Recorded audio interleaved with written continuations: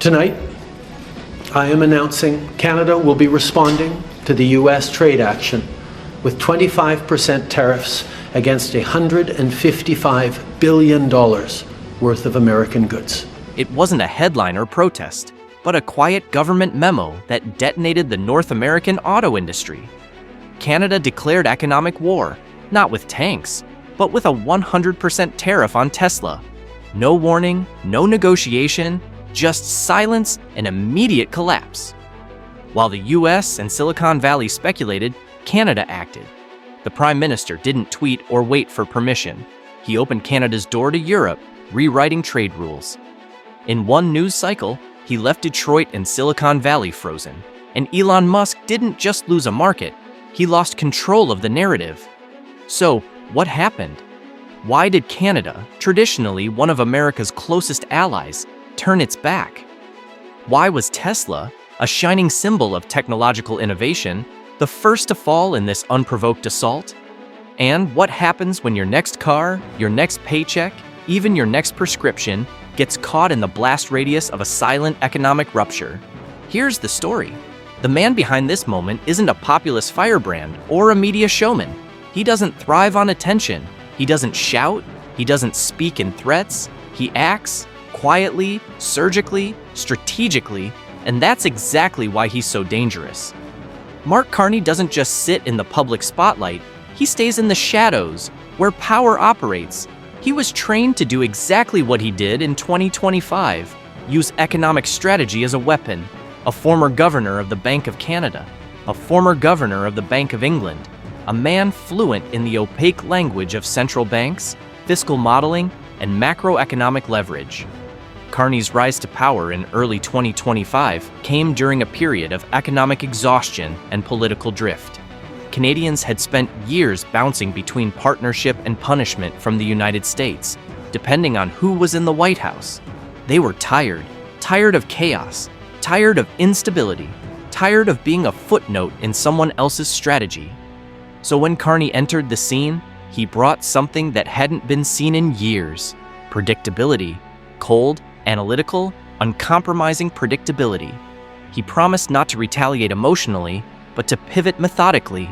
This wasn't a knee-jerk reaction. It wasn't nationalism. It was financial calculus, backed by years of modeling, risk analysis, and global observation. Carney had watched as the US lurched into protectionism, first under Trump, then under a series of erratic policy shifts from both parties. He'd seen energy policies swing like pendulums. He'd seen trade deals politicized and weaponized.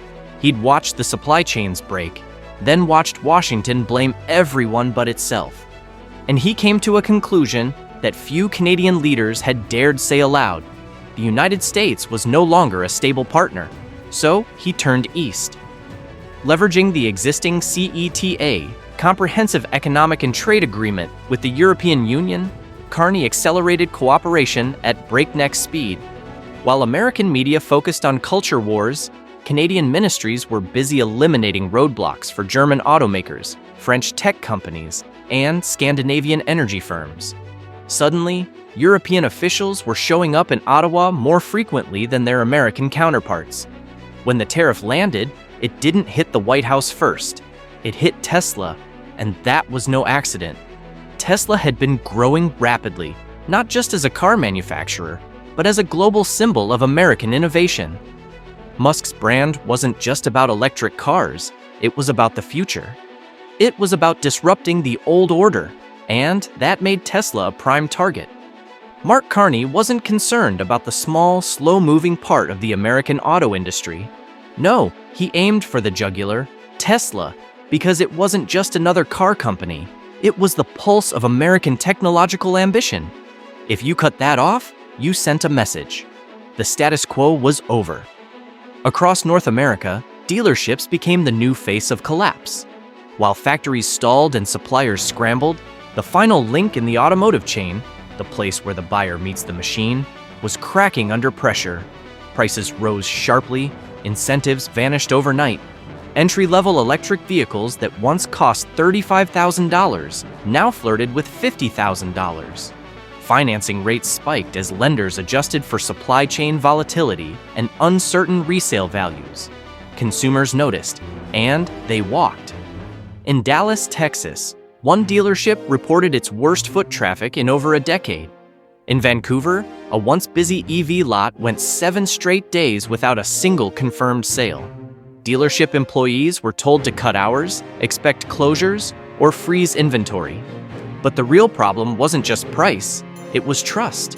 Buyers weren't sure which brands would survive or if parts would be available. Financing departments saw rejections skyrocket, not because of credit, but because of collapsing vehicle values. The collapse wasn't just economic, it was psychological. Consumers lost trust in the reliability of American brands. American manufacturers had long been the backbone of the North American car market. But now, with production slowing and uncertainty growing, the public turned their eyes elsewhere. Factories shut down.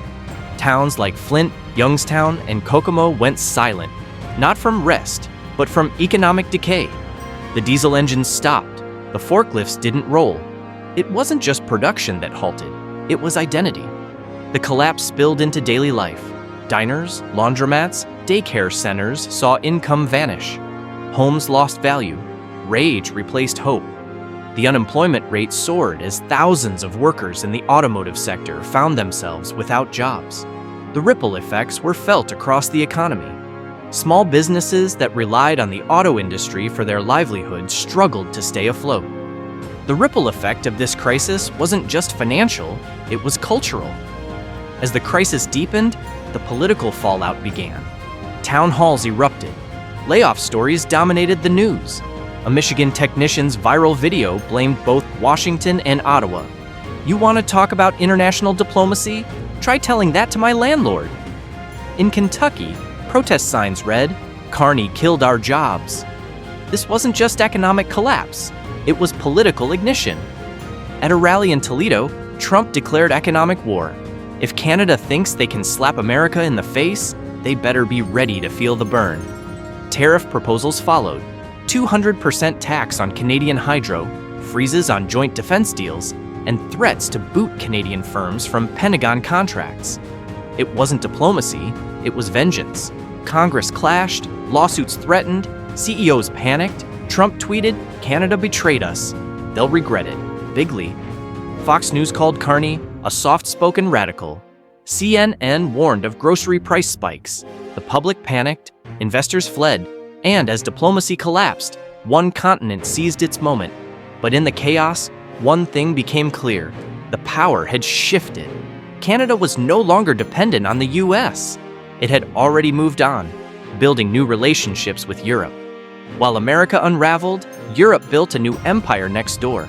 Quietly, methodically, Europe signed deal after deal with Canada. The CETA Phase 2. Accord launched a new era, shared AI infrastructure, joint green energy ventures, fast-tracked semiconductor investments. Germany built turbines in Nova Scotia. France inked hydrogen deals in Alberta. Canada had a new industrial identity, and it pointed toward Brussels, not Washington. As Europe entered, North America felt the loss. It wasn't just about cars, it was about control. Data, energy, rare earths, cloud infrastructure. Europe had everything to gain from Canada's new direction, and as Canada pivoted, the US watched helplessly. The loss wasn't just financial, it was strategic. Washington couldn't win a trade war when the battlefield had already shifted. Most Americans didn't realize how tightly their healthcare supply chains were tied to Canada until they broke. Canadian pharmaceutical companies began canceling US contracts and redirecting drugs to Europe and the Commonwealth. The reason? Geopolitical risk. As Canada solidified its ties with Europe, American hospitals began facing shortages. What had once been a smooth-running system of imports was now a fractured mess. Hospitals in Minnesota ran low on chemotherapy drugs. Ohio saw an 8-week delay for blood pressure meds. Insulin prices surged. Carney's administration backed the shift. Canadian pharma firms got tax breaks and faster export licenses, but only if they dropped the US from the top of the list. This wasn't just a financial shift, it was a geopolitical move, and America felt the sting. The FDA scrambled with emergency guidelines. Clinics were told to substitute drugs or wait, but in underfunded rural hospitals, the damage was immediate. And this was just the beginning.